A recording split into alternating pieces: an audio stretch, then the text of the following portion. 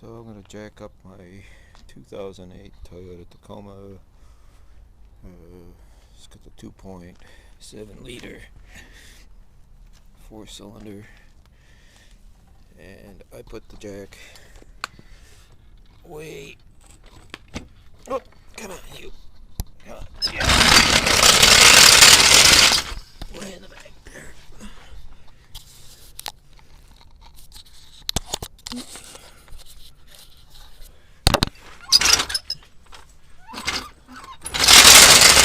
sure that this thing is turned like that.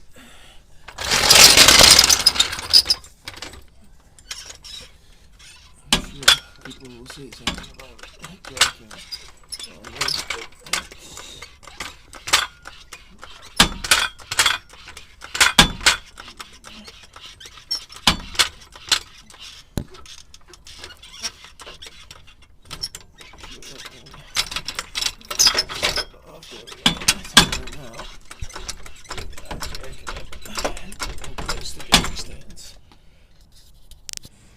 okay, so I'm fully up on my jack.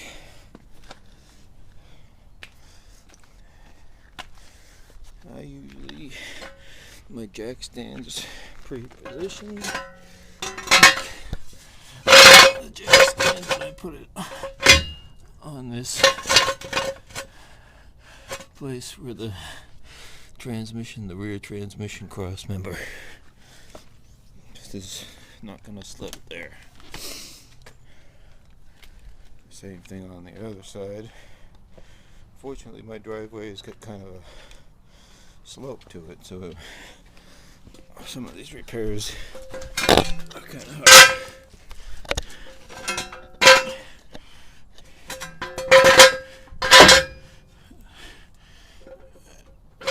Try to have this up the same amount as the other one. Why? I don't know. Seems like a good idea.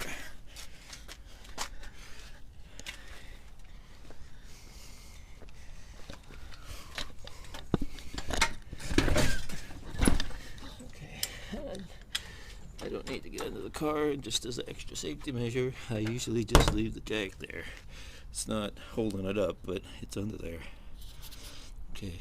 Today's purpose in adventure of auto repair is I had the struts put in at a national retailer, and they didn't replace the boots. And so a couple days ago I decided I was going to put the boots on there, and I put the boot on, but then I discovered that the shocks struts have zero rebound practically. So I bought new struts. I got the KYBs, and I'm gonna put those in. So that's what we're doing.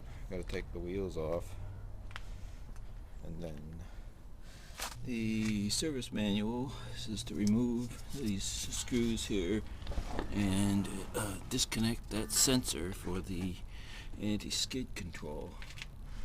They also want you to take these screws out so that you can remove the upper control arm. Out of an abundance of caution, since Toyota recommends it, I am going to disconnect the battery. Whoops.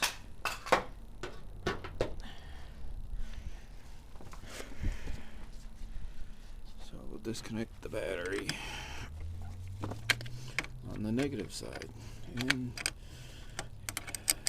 you can do either side, but I understand the reasoning for the removing the negative. I tuck it down in there so there's no chance of me bumping it in and making momentary contact. My truck has an aftermarket alarm system on it. When you reconnect the battery, the horn goes off until you turn the ignition on, so I remove the horn fuse. Okay. That's the other loosen I need.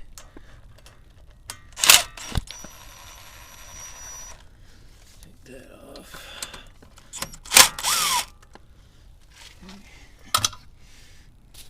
kind of hard to see, but there's a little retaining clip there. You lift that thing up and then you can pull it out off without too much trouble. I'd previously taken this off, so I put a little bit of grease on there. Alright, and I decided also, having done this before, I took that other screw off right there, the bracket, and now this wire can go up here out of the way and there's no chance of it getting damaged. Okay. Loosen these screws here. I use this long breaker bar. It's type ratchet. It's a 17 millimeter head on the screw on the upper control arm. Like I said, a couple days ago this was all taken apart and I put the boot on at least. That's when I discovered that the shocks, strut things, are just total. I had them replaced not that long ago, and they're just shiced. Just total shit. You know, your results may vary depending on your location in the U.S. as far as this and doing this stuff goes. Okay, I'm gonna loosen these screws, these 3 screws on the top. Those are 14s. Break them loose because I torqued these to the value that Toyota says. When I took it apart, they were not tight. Oops, that's not gonna work, boss. Let's get this wrench on here. See how that works, huh? I tightened the crap out of those, but I tightened them to the value Toyota says. Let me get a implement of turning. My trusty hammer. There we go.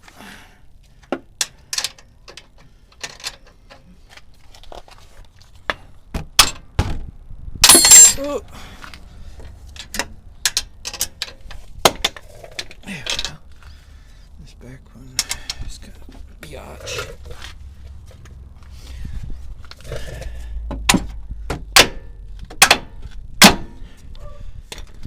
That's my neighbor's dog. Whenever I'm out here, that dog just goes ballistic. Okay. My trusty angled ratcheting wrench. Oops, the other reverse.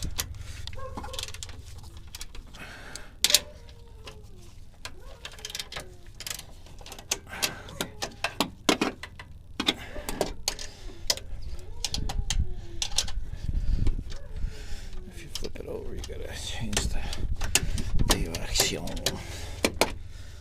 Spare you the full removal of the screws. The sway bar link here, and this one's an aftermarket one. It doesn't use the Toyota screw sizes. This has got a hex in the end of it, and it's I don't have a wrench to fit this, so I'll have to use wrenches.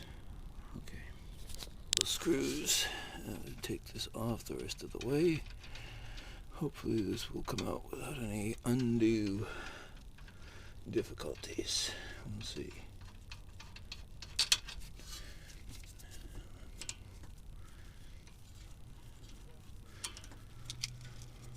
Got that off.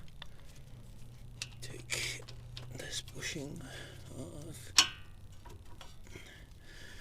Slide this out, and that thing comes out. I put all of this hardware back on the way it come off, and all the bushing, so I don't have to forget or figure out where the hell it all is.